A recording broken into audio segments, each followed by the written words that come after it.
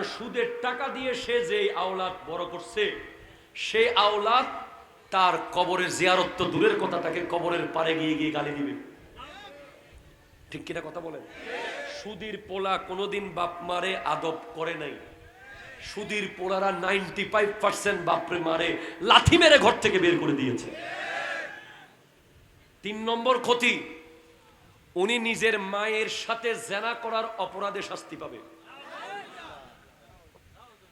4 নম্বর ক্ষতি, কিয়ামতের দিন সুদকুর থাকবে, মাথা থাকবে নিচের দিকে, পা থাকবে উপরের দিকে। আপনি হাসরের মাঠে আপনার চাচা, জেডা, খালু, মামা, পরিচিত যেই হোক, সুদকুর চিনে ফেলবেন কিভাবে জানেন?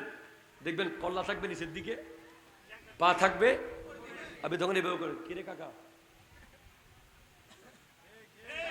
কথা বলেন না, ঠিক কিনা জোরে বলেন না। সর্বশেষ সুদখোর যখন পুলসিরাত পার হবে, প্রথমে সে পা দিবে, পা দুটুকরো হয়ে যাবে। হাতের উপর ভর করবে, হাত দুটুকরো হয়ে যাবে।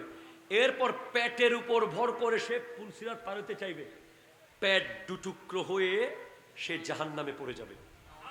সুদখোরের পেট কেমন হবে?